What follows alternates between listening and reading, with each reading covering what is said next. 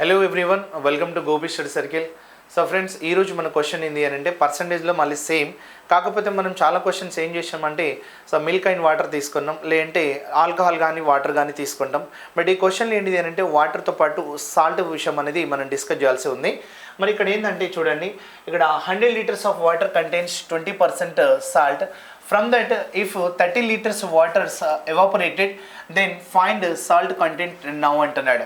అంటే ఇక్కడ కాన్సెప్ట్ చూడండి, 100 liters ఆఫ్ అనేది ఇక్కడ ఏముంది, 100 liters వాటర్లో 20% అనేది సాల్ట్ ఉంది అంటున్నాడు. సో చూడండి, టోటల్ ఎన్ని లీటర్లు అని తీసుకోవాలి, ఇక్కడ 100 liters. 100 litersలో మనం ఇక్కడ తీసుకోవాల్సింది 2 waysలో తీసుకోవాలి. అందులో 20% ఏమంటున్నాడు, సాల్ట్ ఉంది అన్నాడు. 100లో 20% అంటే నీకు ఎన్ని లీటర్స్ వస్తుంది, సో 20 liters అన్నట్టే కదా. ఇది దేని గురించి అంటే సాల్ట్ గురించి, రైట్. మరి రిమైనింగ్ 80 liters అనేది ఏమవుతుందండి అంటే వాటర్ అనేది అవుతుంది. క్లియర్ కదా. మరి ఇంకోటి ఏమి ఇచ్చిండు అని అంటే మనకి clue point, 30 liters of waters evaporated అంటే ఆవిరైపోయింది అంటున్నాడు. సో 30 liters వాటర్ ఆవిరైపోతే రిమైనింగ్ ఎన్ని లీటర్స్ ఉన్నట్టు అంటే వాటర్ అనేది 50 liters మాత్రమే ఉంది. ఇప్పుడు ప్రజెంట్ సాల్ట్ అనేది ఎంత పర్సెంట్ అన్నాడు. సో ప్రజెంట్ సాల్ట్ ఎంత ఉంది, 20, కానీ ప్రజెంట్ వాటర్ ఎంత ఉంది, 50 ఉంది. ఎందుకంటే 30% వాటర్ ఆవిరైపోయింది కాబట్టి.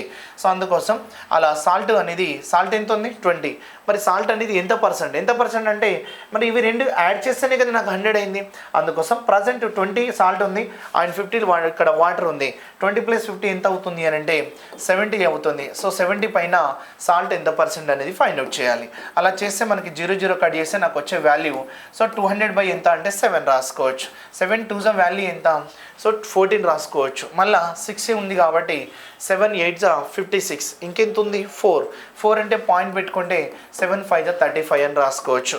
అంటే ప్రజెంట్ సాల్ట్ పర్సంటేజ్ ఎంత ఉంది అని అంటే మనం ఎంత రాసుకోవచ్చు, 28.5% రాసుకోవచ్చు. సో ఆప్షన్ థర్డ్ అనేది కరెక్ట్ అవుతుంది. క్లియర్ కదా. సో ఈ విధంగా మనం కొన్ని సింపుల్ బేసిక్ క్వశ్చన్స్ అనేది ఆన్సర్ చేయాలి.